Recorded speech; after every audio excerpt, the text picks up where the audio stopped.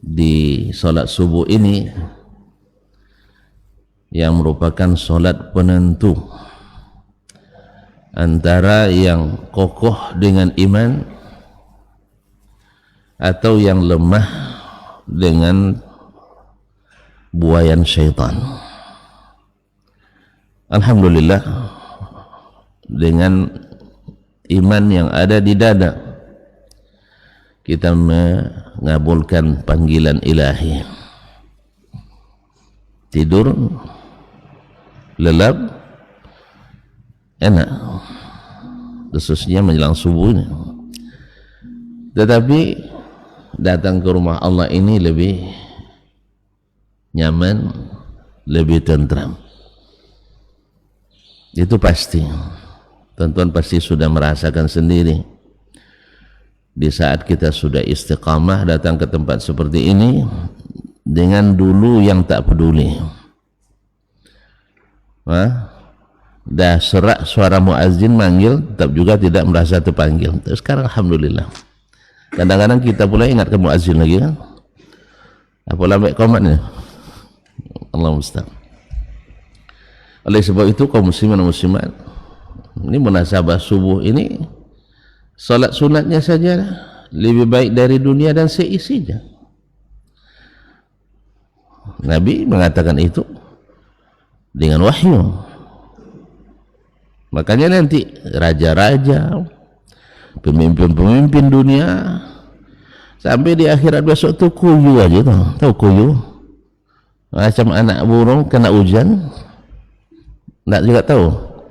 Tak berani angkat muka makan.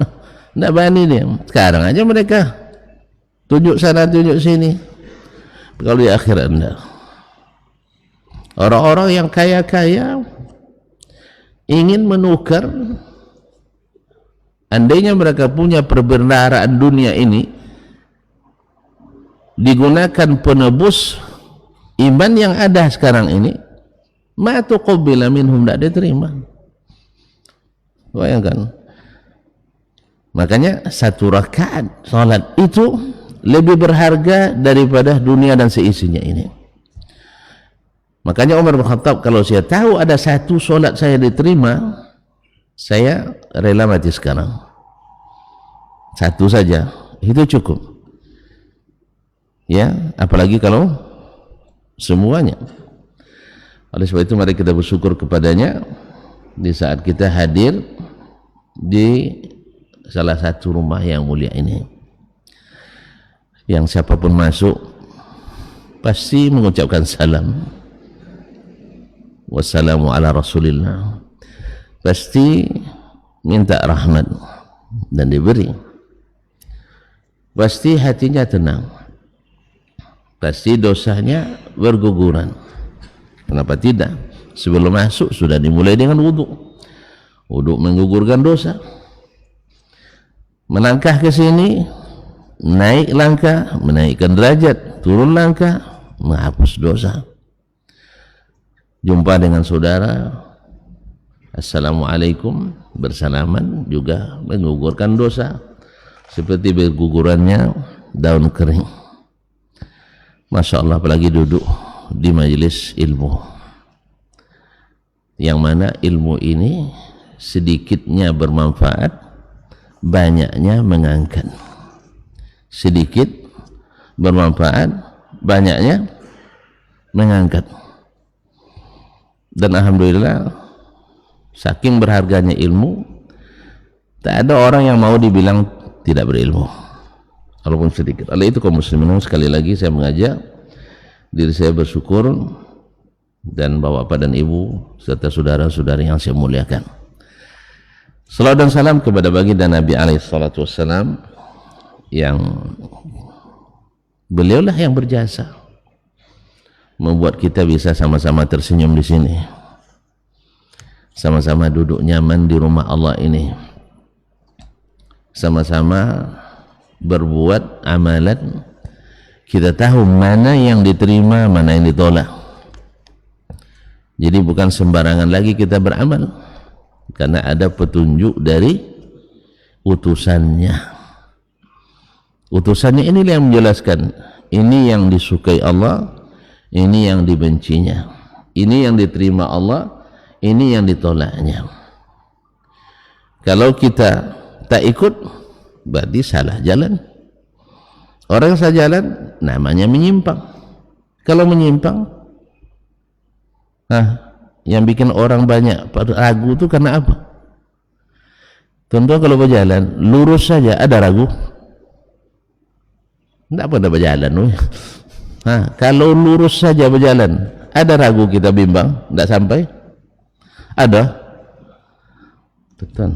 Kalau tidak boleh tanya, bilang aja, saya memang supaya tidak ngantuk. Yang pertama biar saya tidak ngantuk, saya ajak tuan-tuan bercakap. Tapi kalau seandainya tuan-tuan marah, saya tak tanya, biarin aja lah. Nah, ngantuk-ngantuklah di situ. Mudahilah kaum muslimin. Di jalan lurus orang tak ada bimbang. Kapan banyak bimbangnya? Di saat banyak simpang-simpang. Oleh sebab itu jangan cari jalan banyak bersimpang. Bersimpang itu bikin bimbang. Maka Nabi SAW mengajarkan kita dalam setiap rakaat solat kita, ihdinas siratal mustaqim, tunjukkan kami jalan yang banyak simpangnya. Yang lurus. Kalau ada yang ngajak menyimpang, namanya penyimpangan, bagus sudah. Namanya penyimpangan bagus? Enggak. Maka Nabi SAW membuat kita jauh dari menyimpang. Perangai menyimpang enggak bagus juga. Hasrat menyimpang enggak bagus juga. Politik menyimpang tak elok juga. Pendidikan menyimpang rusak juga.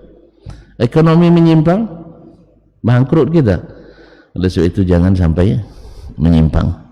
Nah, Nabi lah mengajarkan kita jalan, jangan banyak menyimpang. Oleh itu kita berhutang budi banyak kepadanya, dan harus kita akui. Oleh sebab itu berdoa yang terbaik yang langsung diajarkan Allah, dan Allah yang melakukan langsung perintah itu, diikuti oleh para malaikat, lalu disuruh kita untuk meneladani itu. Innallaha wa malaikatahu yusalluna 'alan nabi ya ayyuhalladzina amanu sallu 'alaihi wa sallimu taslima. Sesungguhnya Allah dan para malaikatnya bersalawat kepada Nabi. Hai orang-orang yang beriman, bersalawatlah kepadanya dan ucapkanlah salam sebanyak-banyaknya. Itulah makanya kata Imam Al-Qayyim rahimahullah, doa yang paling cepat diijabah Allah adalah salawat dan salam kepada baginda Rasulullah sallallahu alaihi wasallam, dan pahalanya juga langsung tokcer, langsung lunas. Man shalla alayya salatan sallallahu alaihi biha asyra. Siapa yang salawat kepadaku sekali, Allah langsung balas 10 kali. 10 kali berapa persen, bang? 10 kali lipat. Berapa persen? 1000 ya. Abang pernah jualan labanya 1000%? 1000% pernah ya? Ajaran saya bang, rata-rata 50%, 30%, 20%. Itu dapat setinggi pula sampai pembeli itu kan. Nah, tapi enggak 1000%. Kalau semakin banyak kita berselawat kepada Nabi SAW, maka semakin banyak pula kita mendapatkan keuntungan itu. Dan salawat dari Allah untuk kita, al-maghfirat war-rahmah, ampunan dan rahmat Allah Subhanahu wa taala. Dan oleh sebab itu Imam Ahmad rahimahullah mengatakan, ahadzun nasi bi Rasulillah sallallahu alaihi wasallam, manusia yang paling beruntung dengan Nabi alaihi salatu wassalam adalah ahlul hadis. Ahli hadis. Kenapa ahli hadis? Tidak ahli besi, bang. Ini ahli besi, kenapa disebut ahli besi? Karena selalu bersama besi. Ahli ekonomi sebut ahli ekonomi karena selalu bicara ekonomi. Terus ahli rumah disebut ahli rumah. Bini kita disebut apa? Ahlul bait. Orang rumah ya. Kenapa disebut orang rumah? Karena sering di rumah. Kalau bapak disebut orang luar. Orang luar ya. Orang rumah apa orang luar?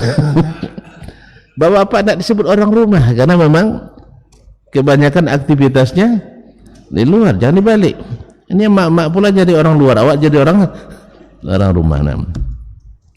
Masyaallah kiram, tema kita membaca kitab akidah. Sebagian menyangka saya hari ini akan membaca kitab akidah. Bukan itu temanya. Temanya membaca kitab akidah. Kita kajian pagi ini tematik aja dulu ya, biar nak pas berbunyi nanti kita langsung apa tadi saya tidak perhatian tadi berbunyi lah, apa yang bunyi tadi? Tidak protokol siapa tadi? Yang protokol tadi siapa? Siapa? Beliau? Saya tidak, mohon maaf, saya tidak sempat karena bertemu saudara saya tadi, saya tadi. Jadi berbunyi apa tadi? Berbunyi bel langsung pulang. Tambah lagi, alhamdulillah. Pemurah rupanya. Awak tadi kira langsung pulang gitu ya, rupanya ada tambahan. Masya Allah. Alhamdulillah, 10 menit itu luar biasa sih. 10 menit itu luar biasa. Nah, insyaallah ta'ala. Masih panjang. Saya tengok dari syuruk jam 6:01 ya. Ya. Tambah 15 lagi. Berarti 6:16. Masih aman. Masih jadi jalur aman. Tuan aman enggak ya? Aman. Nggak, kalau bilang enggak aman, benar enggak aman. Ustaz, kita kultum aja ya, kuliah terserah antum. Bukan 7 menit. Baiklah, bapak dan ibu yang saya muliakan, membaca kitab akidah. Kenapa kita harus membaca kitab akidah? Atau kenapa kita harus selalu membahas akidah? Padahal Nabi tidak pernah baca kitabnya kecuali Al-Quran. Kaum muslimin dan muslimat dirahmati Allah. Sebelum Nabi diutus oleh Allah Subhanahu wa taala, tuan-tuan tahu dah bagaimana keadaan masyarakat Makkah?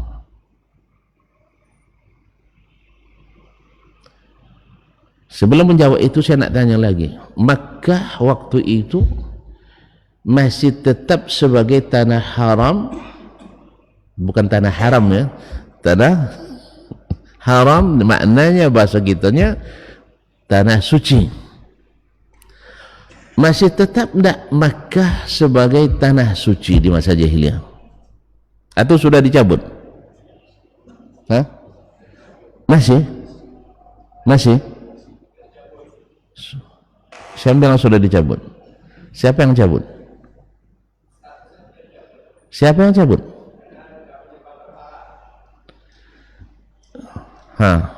Kata beliau, karena sudah ada berhala di situ, statusnya sebagai tanah suci sudah dicabut.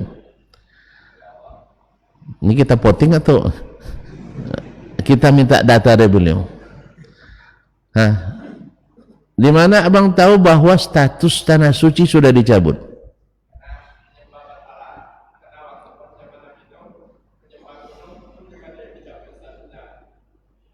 menyembah berhala, betul.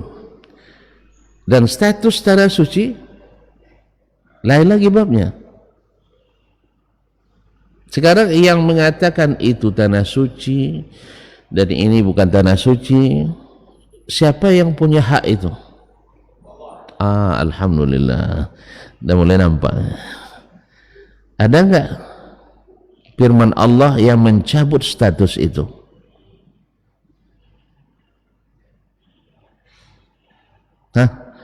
Misalnya masjid ini ditetapkan sebagai masjid pimpinan wilayah, ya, misalnya, tidak rela nampaknya nih.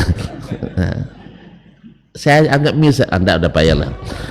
Gedung daerah, ditetapkan melalui keputusan gubernur sebagai aset daerah. Siapa yang berhak menetapkan? Siapa yang berhak mencabut? Bang? Gubernur. Selama tidak ada SK pencabutan, maka status masih tetap.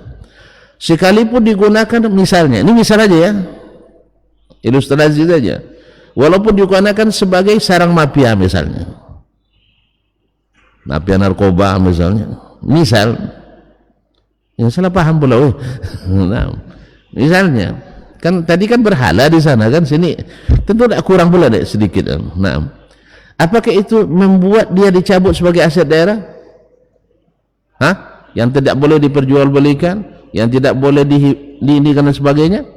Tidak kan? Bang, jawablah.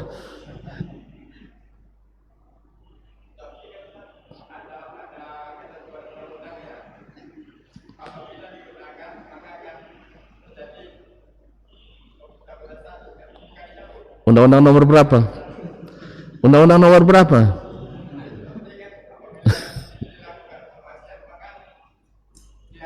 Statusnya dicabut. Undang-undang nomor berapa? Apa paling ilustrasi lagi ya? Sama. Nah, walaupun ada undang-undangnya, itu harus juga melalui sebuah keputusan. Harus melalui keputusan. Nah, masih ada yang mau dikatakan enggak? Seperti saya aja ya. Alhamdulillah, tidak ada pencabutan status sebagai tanah suci. Bahkan mereka masih menganggap Ka'bah itu sebagai Baitullah yang harus disucikan. Ada buktinya? Ada buktinya enggak bahwa mereka menganggap Ka'bah sebagai rumah Allah yang wajib disucikan? Banyak sekali buktinya. Banyak sekali buktinya. Di antaranya adalah ketika terjadi banjir. Di saat umur baginda Rasul sallallahu alaihi wasallam baru 35 tahun, 5 tahun menjelang kenabian, Ka'bah runtuh. Hajar Aswad hanyut. Kena air bah.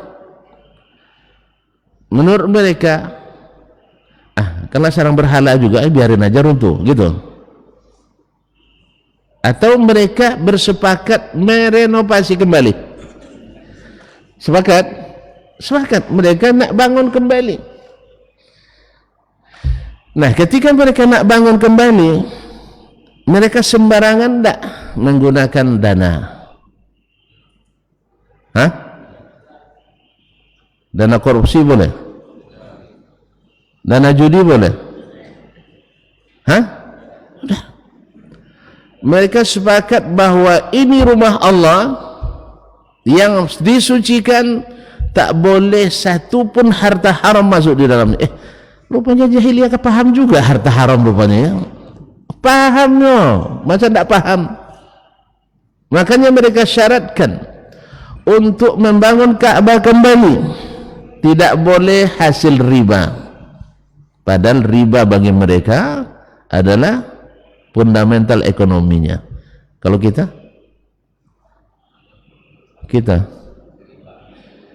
hari ini sama juga ya.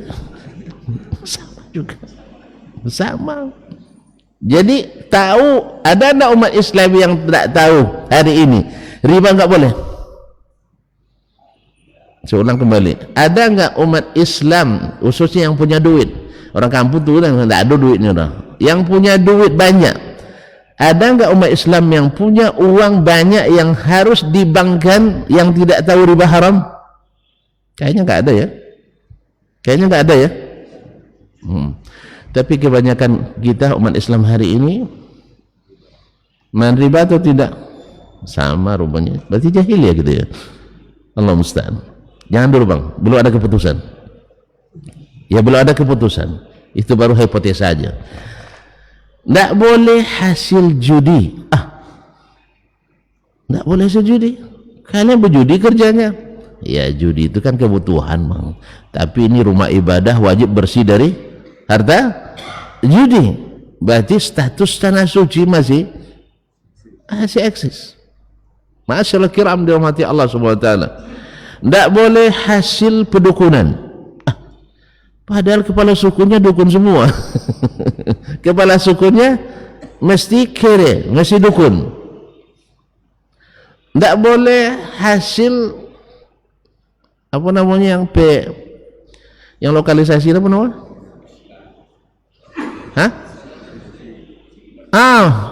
PSK. Ya jangan dibuat kepanjangannya. Nah. Tidak boleh. Padahal bagi mereka itu adalah penghasilan legal formal. Buktinya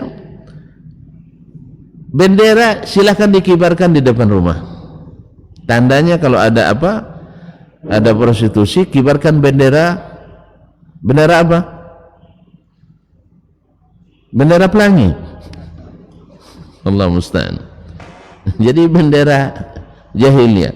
Kalau sudah ada bendera itu depan rumah, siapapun boleh jadi member.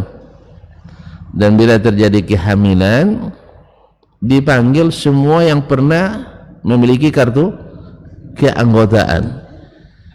Nanti dipanggil ahli DNA. Ya DNA jahiliyah itu lebih canggih dari sekarang. Sekarang nunggu 3 bulan hasilnya Pak. Kirim ke Amerika nunggu hasil 3 bulan, ya. Tapi kalau orang itu hari itu hanya dengan menengok, dia tahu dengan mencium bau apa namanya jejak onta, dia tahu ini ontanya suku ini onta suku ini. Tengoknya telapak tangan, telapak kaki satu dengan ini ayah dengan anaknya. Inna hazi liman hazihi. Ini telapak kaki ini asalnya telapak kaki ini. Dan akurat. Jadi panggil ahli DNA, namanya qafiyah masa itu. Tengoknya siapa yang hadir itu, anak yang sudah lahir tadi, tengoknya, ini anaknya sepulan. Enggak apa-apa. Nah, anak sepulan ditunjuk dan itu wajib diterima. Langsung dibawa dokumennya ke Disduk Pencapil. Ya, didaftarkan sebagai anaknya resmi. Tapi mereka kan halal jadinya ya, seperti halal legal formal, dinisbatkan kepada ayah zinanya. Tapi untuk Ka'bah tidak.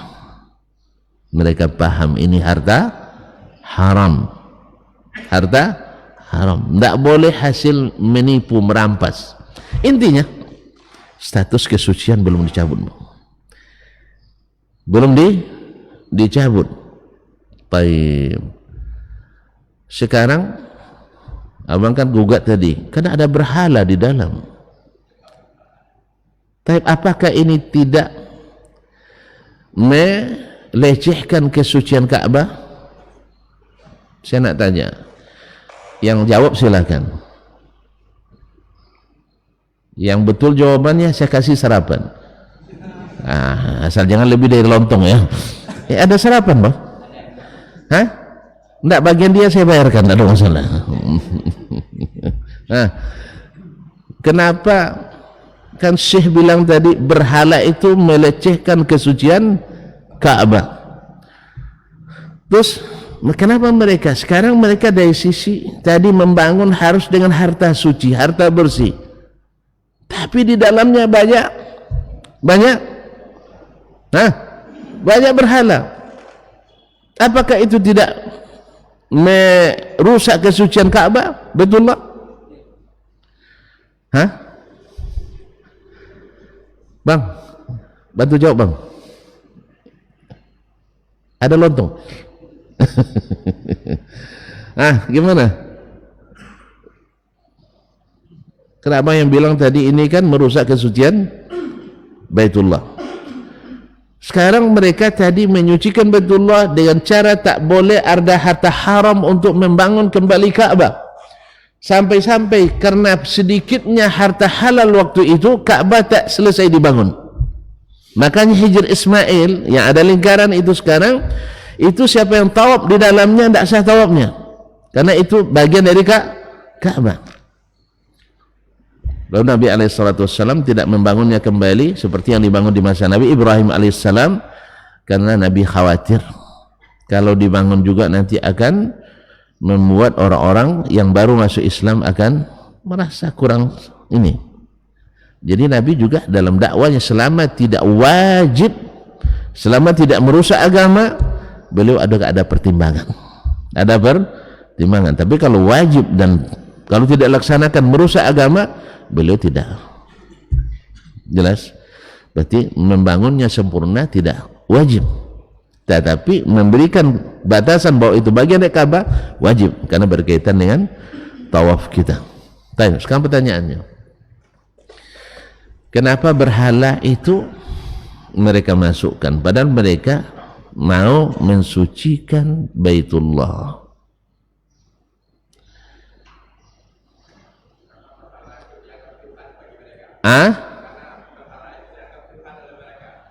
Karena berhala itu tidak dianggap Tuhan. Ada ayatnya?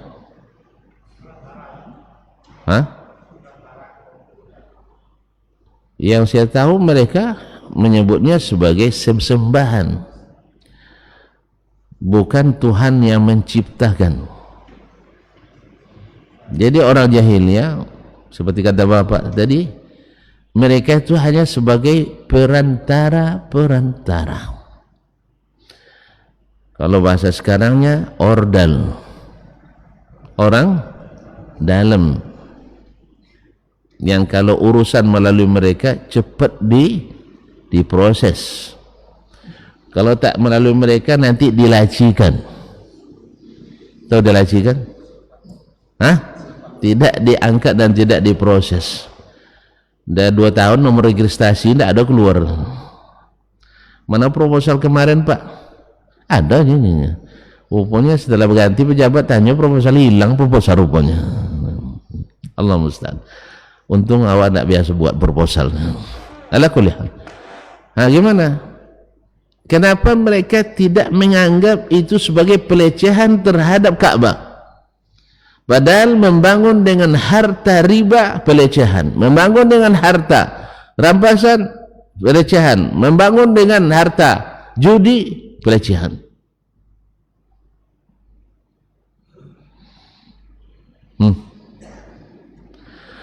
Itu makanya perlu kita masih membaca kitab akidah. Ma'asyiral kiram, bapak dan ibu yang saya muliakan, bagi mereka itu bukan pelecehan, justru bagian dari pemuliaan, bagian dari pemuliaan. Loh kok bisa? Logika yang berbicara. Apa logikanya? Kita ini orang-orang pendosa. Emang ada dosa enggak? Simpan aja ya, jangan kasih tahu orang. Ya biar antara kita berdua saja, maksudnya dengan Allah SWT, dan minta ampun kepadanya. Sedangkan orang-orang ini yang patung-patungnya diukir dan dipahat itu adalah orang-orang dekat Allah SWT. Orang dalam. Ini namanya apa ini? Pemikiran seperti ini namanya apa? Apa namanya?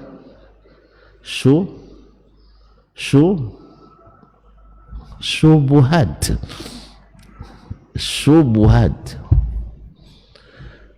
Apa sebab dikatakan subuhat? Subuhat itu dari kalimat istabaha yastabiu istibahan fahiya subha, yaitu istabahal amru, sesuatu itu jadi tidak jelas, mirip benar mirip salah. Dilihat dari satu sisi betul juga kalau nak berurusan dengan Pak Wali Kota, dengan kita nak berurusan dengan Wali Kota padahal tidak kenal mengenal dengannya, cepat diproses tidak, maka kita cari orang dekat kepadanya. Siapa paling dekat kepadanya yang cepat terangkut? Ya sekda. Iya enggak? Yang tukang parapnya siapa? Enggak tahu juga kita ya, urusan orang ya. Nah, ya orang dekat, orang dalam lah. Nah, kepala bagian kan tergantung urusan kita. Kalau melalui mereka cepat diproses. Ini namanya apa? Subhat, qiyas. Nah, makanya dibuatlah yang namanya proses-proses tawassulan, bertawassul kepada pejabat melalui orang dalamnya, dari secara logis, secara logis dari satu sisi. Tapi ada enggak bukti konkret bahwa doa yang langsung tidak diproses cepat dan doa melalui tawassul diproses cepat? Ada bukti?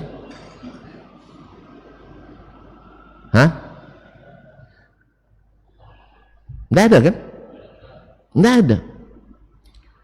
Kalaupun ada, kadang ujian bagi kita.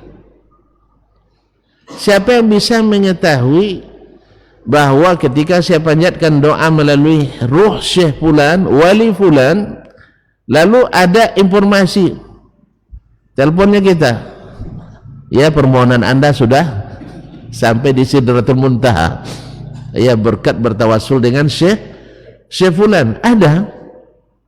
Enggak. Cuman syaitan kan pintar menghiasi amalan kita, dibuatnya perasaan kita kalau berdoa melalui syekh lebih cepat dikabulkan, kalau berdoa tanpa syekh tidak cepat dikabulkan. Begitu kan? Karena memang syaitan itu mengalir dalam darah kita sampai ke jantung hati kita, dibuatnya seperti itu. Bukti? Tidak ada, hanya perasaan. Ma'asyarul kiram dirahmati Allah SWT. Nah, kira-kira proses seperti ini benar atau salah?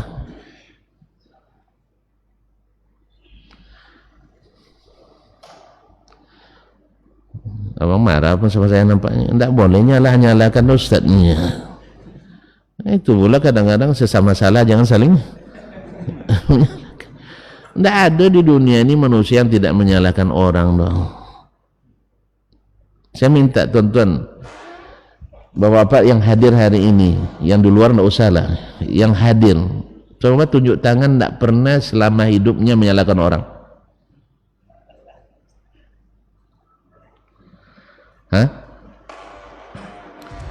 Tidak ada yang ngaku. Tidak ada ceritanya yang orang yang tak pernah menyalahkan orang lain.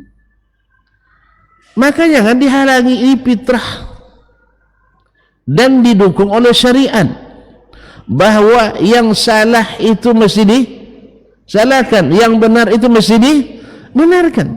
Yang tak boleh itu adalah mengungkit kesalahan orang, mencari-cari kesalahan yang tak salah. Yang tak salah tapi cari-cari kesalahan, itu yang tak boleh. Atau kesalahannya dia sudah simpan, kita ungkit-ungkit, iya.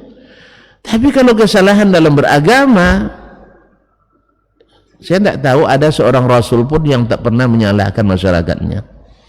Kalau tuan-tuan tahu, beritahu saya. Nah, karena tidak mungkin melaksanakan perintah Allah, wala talbisul haqqa bil batil.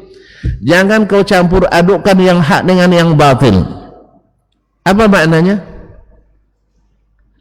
Kalau tak boleh mencampur aduk, maknanya apa? Ini air cuka, ini air kecap, ini air susu, tolong jangan dicampur dah ya. Maknanya apa? Jangan didekat-dekatkan. Sah? Mesti dipilah. Nanti ditulis air cuka, ini air susu, ini air kecap ya. Tulis kecap, tidak perlu ke airnya. Yang penting yang tiga ini supaya tidak bercampur aduk mesti dijelaskan. Kalau mesti dijelaskan yang hak ini hak, yang batil ini batil, maknanya ya harus kita menyalahkan yang salah, harus membenarkan yang benar. Masa dokter boleh menyalahkan, masa ekonom boleh menyalahkan, masa insinyur boleh menyalahkan, bahkan dukun boleh menyalahkan, masa ustadz tak boleh menyalahkan? Paham? Paham tak? Dokter menyalahkan dokter lain, ini salah diagnosa nih pak, awak diputuskan kanker kan, kantong kering. Hah? Salah diagnosa dokternya, maka diuji ulang labornya. Boleh tak dia jemput salah? Boleh tak? Ya wajib. Kalau sebabnya tidak sebutkan salah, nanti salah obat. Iya, kalau salah obat tambah sakit dia. Jelas? Jelas. Jangan bilang jelas dulu, nanti selesai kita.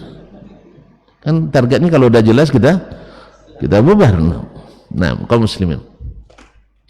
Jadi ketika mereka menyamakan makhluk dengan Allah SWT atau menyamakan Allah dengan makhluk, maka masuk syubhat tadi. Jadi bagi mereka membuat patung-patung itu tidak menyalahi, karena apa? Dasarnya alasan logis dan filosofis. Kalau sekarang ditambah dengan kajian akademis. Kalau nak buat suatu produk hukum sah, hari ini kan produk hukum harus ada alasan logis, harus ada alasan filosofis, harus kajian akademis, kemudian harus ada bukti empiris dan seterusnya. Ini yang kuliah-kuliah paham ini. Lah, jadi mereka penuhi alasan logisnya ada, alasan filosofisnya ada. Cuma buktinya hanya perasaan. Kenapa mereka kok lolos yang seperti itu? Padahal di Makkah yang dulu dibangun oleh manusia yang dulu terusir dari negerinya gara-gara meruntuhkan patung. Siapa? Ibrahim alaihissalam. Sampai dibakar di api unggun yang sangat besar. Saking besarnya tidak bisa dilemparkan dengan orang. Maksudnya orang yang melemparkannya harus pakai alat lontar batu. Alat lontar namanya manjanik. Saking tingginya api itu tidak bisa didekati oleh tentaranya. Subhanallah. Dalam hitungan sekian detik datang Jibril dari langit ketujuh. Dia datang. Kok cepat sekali ya? Kenapa Jibril kok bisa cepat datang? Bang,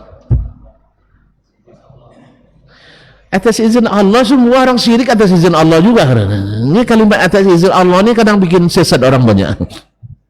Iya, atas izin Allah saya berzina, atas izin Allah juga kadang. Mohon maaf ya, kalimat atas izin Allah ini kalimat hak benar, tapi banyak digunakan untuk kebatilan. Saya perlu bukti ilmiah. Kenapa Jibril bisa datang dari langit ketujuh dalam waktu secepat itu? Bersayap, burung bersayap juga Pak. Asal sembarang sayap aja. Hah? Kodrat? Sama jawabannya. Memang perlu ngaji kita nampaknya. Iya, kenapa begitu sifat itu? Ahsan, cahaya. Karena Jibril terbuat dari malaikat, terbuat dari, dah lupa asal kejadian nampaknya. Awak terbuat dari tanah, busuk lagi. Iya kan, tanah busuk. Lazim, mentina lazim, busuk kotor. Allah musta'an. Kemudian jin terbuat dari api, maka membangkang kerjanya iblis. Sedangkan malaikat dari cahaya, maka menerangi. Bang, berapa kecepatan cahaya? 300.000 kilometer, tidak salah hitung. Ambil kalkulator lagi. 300 kali 10 pangkat 8. 300 kali 10 pangkat 8 per detik. Bukan per jam, per detik. Berarti 300 juta kilometer per detik. Iya Bang? Kalau salah tolong perbaiki mana. Saya tidak ahli fisika no.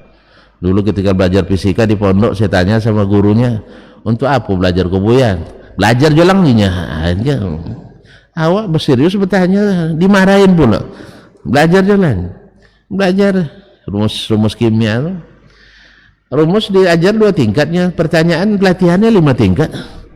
Yang 2 aja lah udah keluar peluh kuning, kita pahami.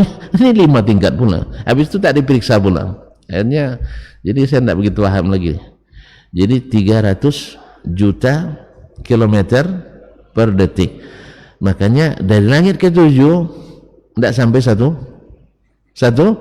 detik. Kan mulai dilambungkan Ibrahim sampai di udara, datang Jibril, ya Muhammad, halaka ilayya haja. Ada yang bisa dibantu?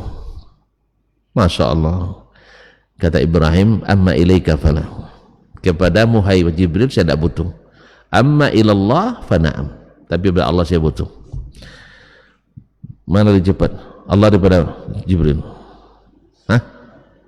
Subhanallah. Jadi kaum muslimin dan muslimat dirahmati Allah.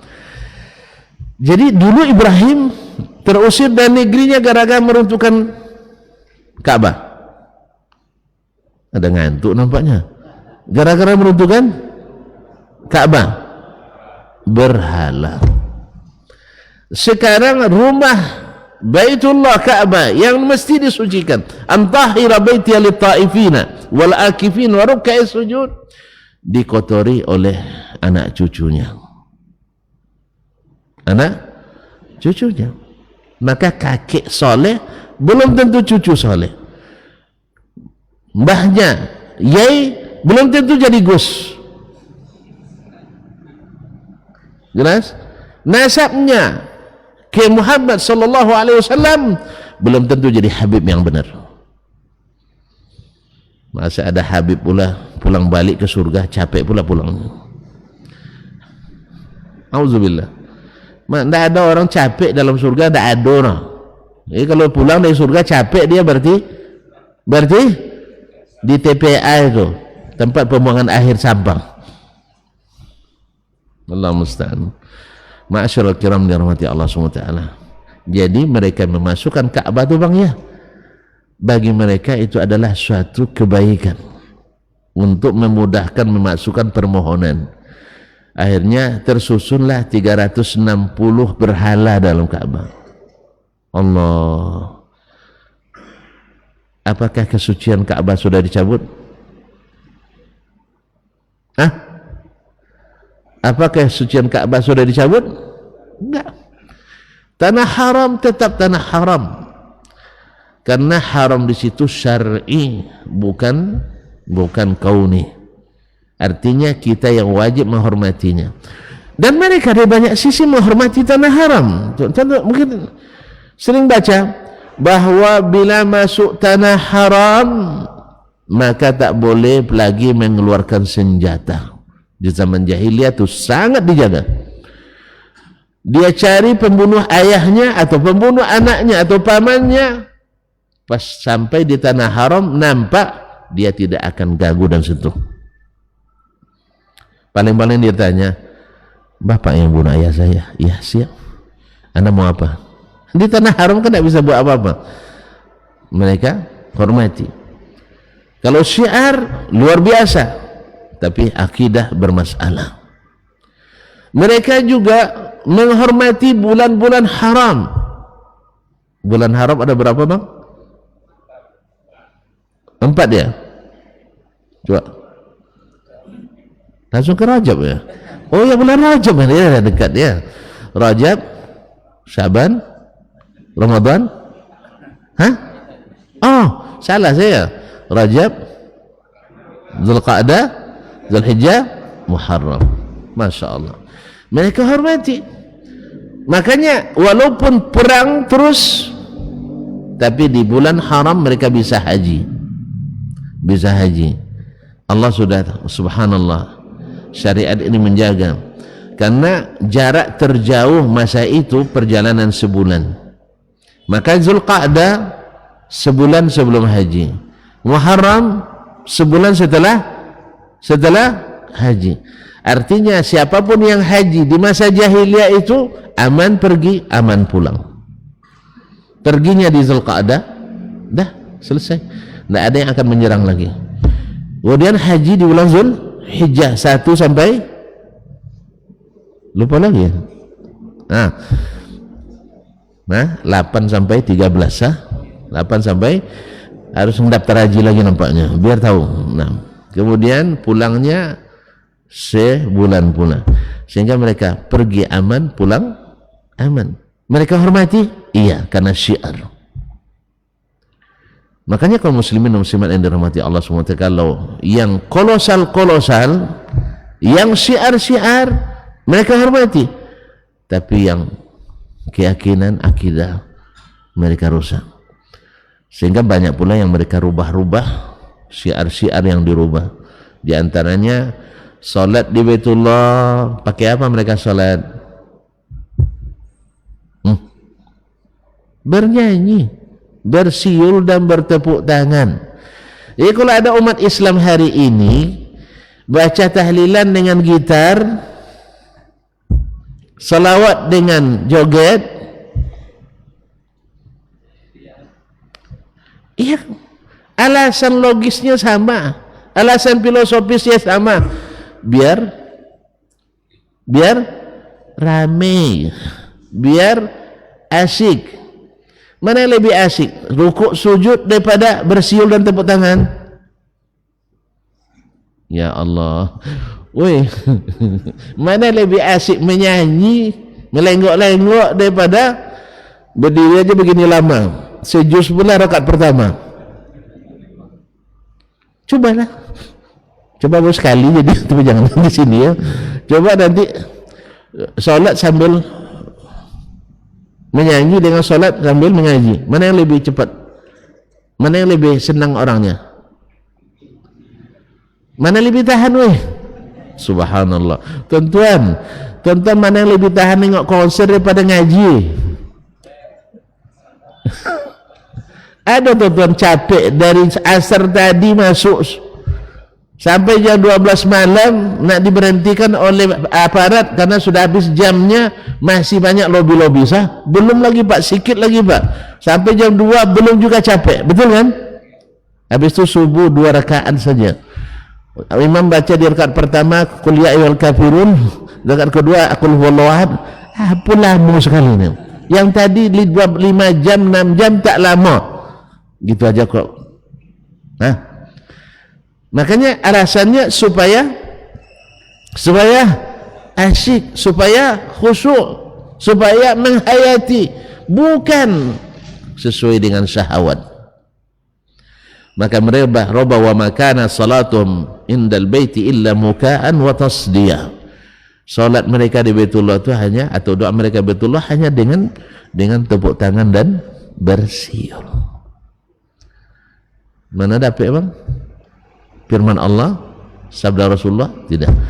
Jadi kaum muslimin dan muslimat dirahmati Allah, jadi permasalahan tadi mereka rusak di keyakinan. Kalau syiar mereka masih jaga. Akidah berhala bisa masuk Ka'bah, kan luar biasa, na'udzubillah, bisa masuk Ka'bah. Padahal Ibrahim yang bangun disuruh Allah antahira baiti lit taifina wal akifina wa ruk'is sujud. Alasannya apa tadi? Ma na'buduhum illa liqarribuna illahi zulfa. Kami tidak beribadah kepada berhala itu, beribadah tetap kepada Allah. Ini hanya sekedar perantara-perantara yang menambah kami dekat kepada Allah. Ada dalil? Ada dalil, contoh dari Nabi Ibrahim, ada dalil dari Nabi Ismail. Nah, yang dilakukan umat Islam sebagian hari ini, ada Nabi menyuruh kita bertawassul dengan zat beliau? Ada. Maka jangan heran kalau seandainya banyak umat Islam hari ini lebih yakin berdoa di kuburan wali daripada di masjid wali. Kalau nak tahu buktinya, lihat kota infak. Mana yang lebih besar penghasilan kuburan wali daripada masjid? Bendahara mana? Mana bendahara? Tidak ada. Tapi ketua tahu ya? Nah, Pak Ketua, berapa penghasilan Masjid Al-Fida dalam setahun? Ada 1 miliar? Ini tidak mau jawab karena malu atau gimana? Mana?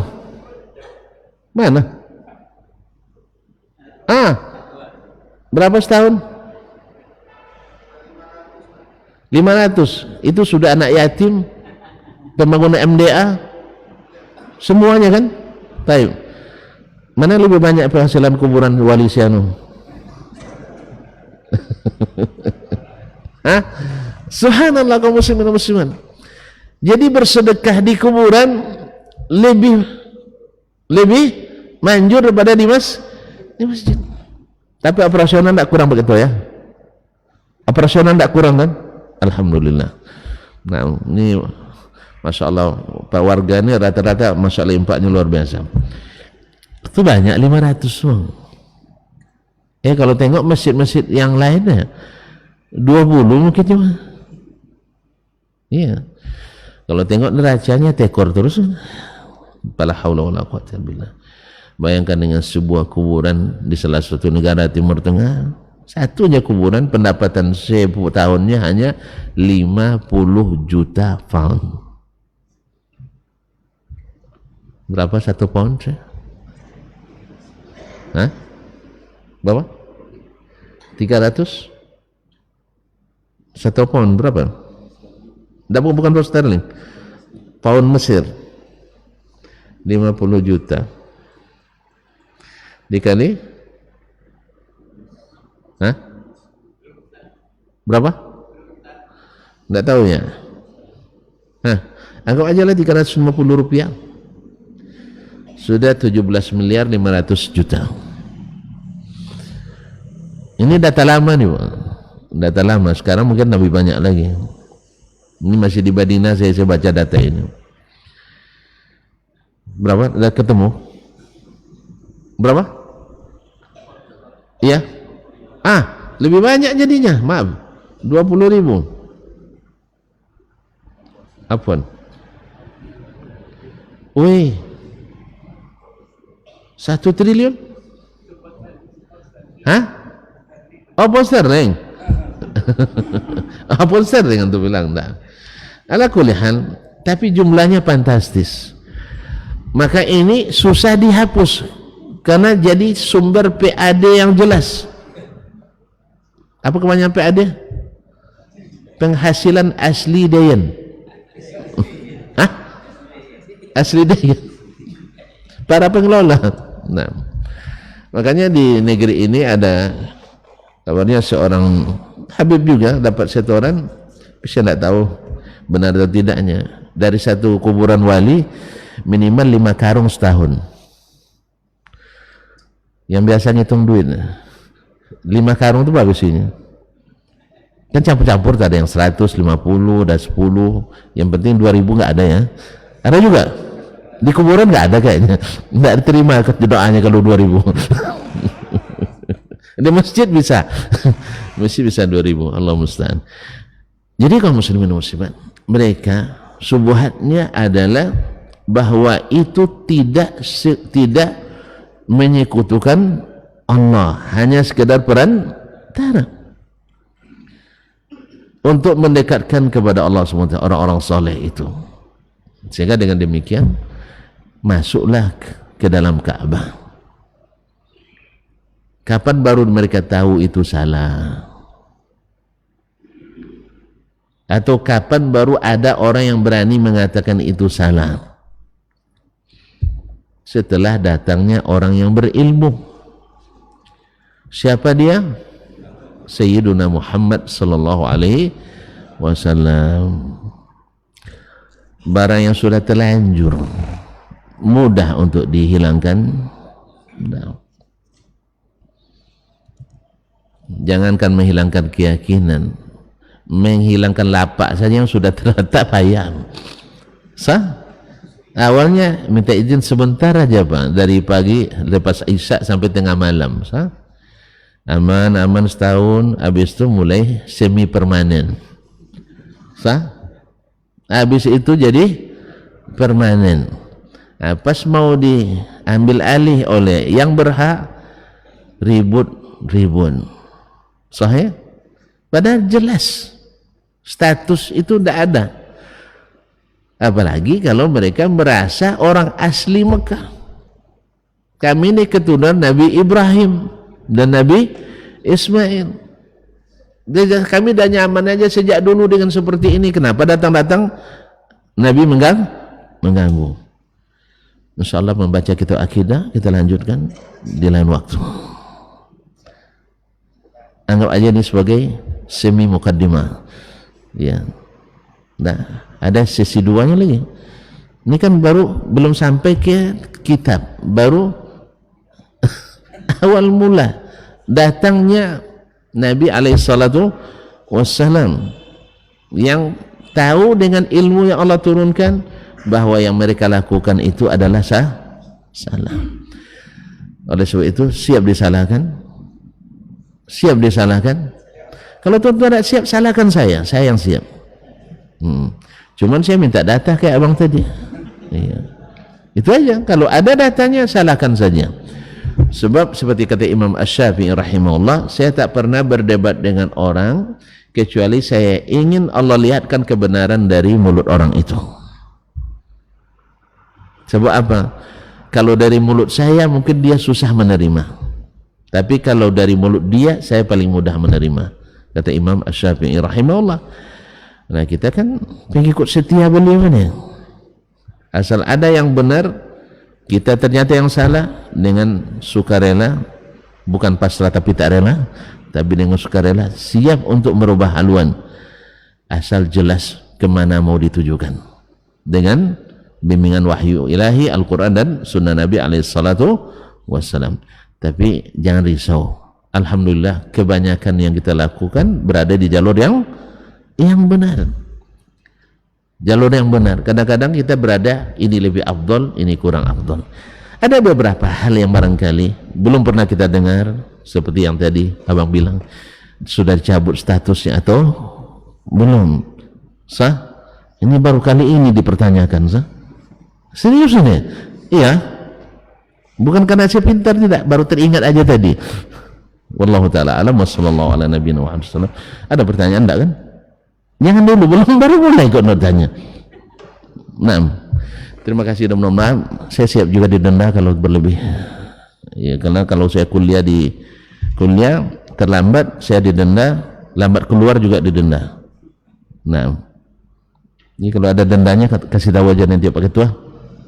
Ustaz terlambat keluar 10 menit. Kalau sama anak-anak kuliah 1 menit 1.000 rupiah. Kalau di sini jangan terlalu tinggi Pak, 2000 jadilah. Nah, kalau sampai pula 1 juta semenit bahaya mah. Terima kasih dan mohon maaf. Wabillahi taufiq wal hidayah. Wallahu ta'ala alam. Wassallallahu ala nabiyina Muhammad wasallam. Wassalamualaikum warahmatullahi wabarakatuh.